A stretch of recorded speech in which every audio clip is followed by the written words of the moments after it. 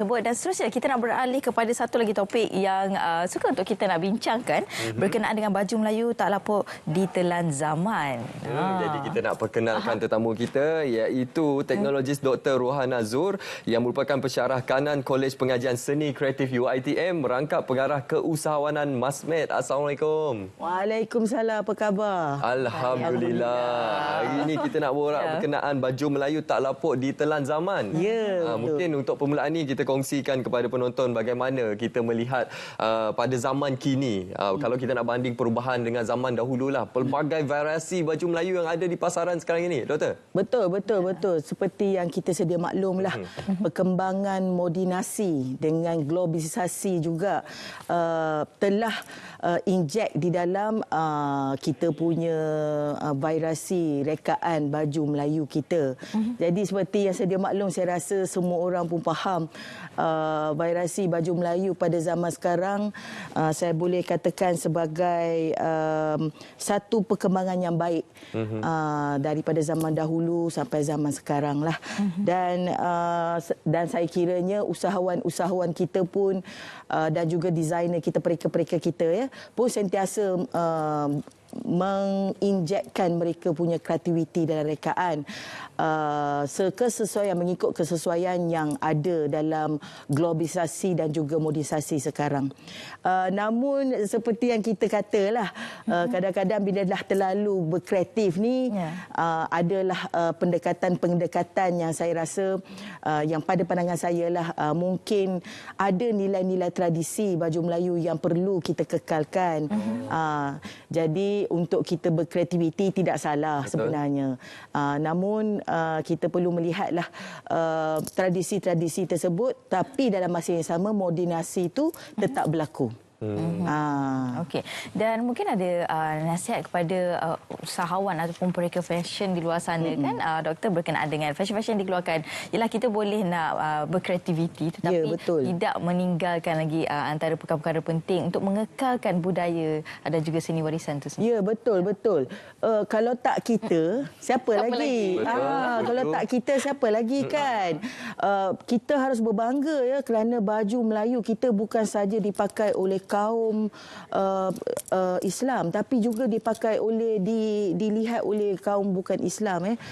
Kita boleh lihat bangsa India, bangsa majmuk kita semua, Cina and so on, memakai baju Melayu tersebut. Jadi bagi saya, kalau tak kita yang teruskan budaya ini, di mana kita sebenarnya. Betul. Tapi pada pandangan saya, signature atau kita lebih dikenali sebagai ciri-ciri penting yang perlu ada dalam satu-satu baju tradisional itu perlu dikekalkan. Kita bagi contoh lah macam baju Melayu dia kena ada 5 button. Dia kena ada 5 button. 2 button rapat di atas, 3 button rapat di bawah. Dia kena ada. Kalau kurangnya button tu, tak kenalah baju Melayu tu. Kita sebut tentang button butang. Jadi dan 5 button tu pun dia meresolusikan maksudnya kepada rukun Islam kita. Jadi ada juga baju Melayu yang 1 button. Itu kita panggil baju Melayu teluk belanga. Teluk belanga. Kalau yang collar tinggi tu baju Melayu cekak Musa. Kita ada 2 version saja dalam sekarang. Tapi dekat zaman sekarang ni ada macam-macam version. Ada macam-macam version Cuma kita tidak menidakkan modernisasi tersebut. Kita tak menidakkan. Tapi signature baju-baju tradisional kita, tak kisahlah baju Melayu ke, baju kurung ke apa, perlu dikekalkan. Kita tidak menidakkan perkara tersebut. Okey, seperti yang doktor nyatakan, kita tidak menidakkan modernisasi. Kita faham dengan rekaan-rekaan pereka-pereka baharu ini, tapi jangan sekali meninggalkan nilai-nilai yang ada dalam baju Melayu tersebut. Okey, namun ialah kita lihat setiap kali sambutan Hari Raya Aidilfitri ialah kita akan membeli baju Melayu. Namun ada juga di media sosial yang tular baju Melayu yang terlalu ekstrim. Kalau doktor boleh tengok sendiri bagaimana keadaan ini sebenarnya menjadi satu perkara yang perlu kita halusi semulalah, kita teliti semula keadaan. Okey. Trend fashion sebenarnya berubah-berubah. Okey. Ada datangnya yang zaman dahulu pun dah kembali dan rotation tersebut pun berlaku dalam mana-mana trend fashion di dunia. Termasuklah baju tradisional kita. Konsep fusion di mana fusion punya konsep tu boleh dikategorikan sebagai baju tradisional atau baju lama dibaharui. Dan dengan keadaan trend pasaran kita pada hari ini di Malaysia ni, dia ada dua trend. Satu trend kita masih kekalkan baju Melayu tersebut, dan lagi satu trend adalah modernisasi yang di mana daripada baju tradisional tu diubah kepada trend tersebut. Jadi usahawan kita termasuk selebriti kita and so on, ada selebriti ataupun usahawan kita atau designer kita mengekalkan trend fusion tersebut, dan ada juga yang masih kekal dengan trend tradisi. Bagi saya lah, pandangan saya lah, sememangnya baju yang kita boleh katakan rekaan yang sangat ekstrim tersebut mungkin dilihat sebagai satu proses marketing untuk menaikkan seseorang pereka-pereka tersebut. Namun mereka juga ada masih lagi maintain baju-baju tradisional di pasaran. Itu adalah salah satu daripada konsep marketing pasaran yang mereka ingin tonjolkan diri mereka.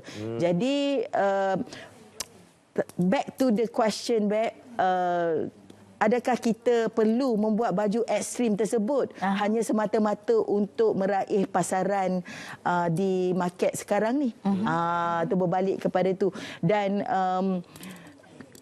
saya boleh katakan baju tradisional sekarang ni tak lapuk di hujan. Tak lapuk di hujan.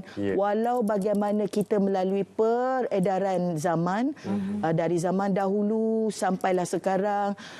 Kalau masih ingat lagi zaman dahulu, baju Melayu dipakai dengan kot pada zaman British. Ketika itu modernisasi itu berlaku ketika itu, tapi dia masih maintain tradisionalnya. Tradisionalnya. Jadi kita di sini kalau tak kita, Siapa lagi? Tapi apa yang penting di sini mungkin doktor juga boleh memberikan penekanan adalah untuk seorang pereka fashion tersebut mempunyai ilmu dan juga perlu mengetahui sejarah berkenaan dengan baju Melayu ini sebagai baju tradisi, baju kebangsaan kita. Ya, betul. Bukan kerana pereka, bukan hanya pereka saja ya, usahawan-usahawan yang menjalankan perniagaan, menjual baju-baju tradisional, tak kiralah baju Melayu, baju kurung and so on, perlu juga ada etik dan juga nilai-nilai ini. Walaupun modernisasi itu berterusan, namun culture ataupun budaya yang berada di belakang itu tetap kita perlu lihatlah. Untuk membezakan kita, usahawan ataupun pereka-pereka di luar sana. Jadi yang jadi peranan kita semualah untuk kita mempertahankan baju Melayu, baju tradisional kita yang kebanggaan kita. Fahamkan doktor ada pantun sebagai penutup. Pantun.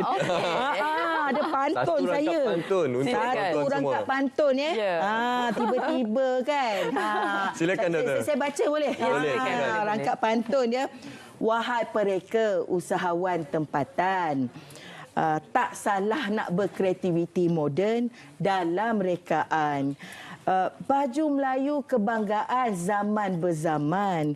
Kalau tak kita, siapalah nak dikekalkan? Itu dia. Kan? Baik, itu dia. Terima kasih kami ucapkan kepada teknologis Dr. Rohan Nazrul, merupakan pensyarah kanan dan juga merangkap pengarah keusahawanan Masmed College Pengajian Seni Kreatif UiTM. Terima kasih banyak, Doktor. Terima kasih, Doktor.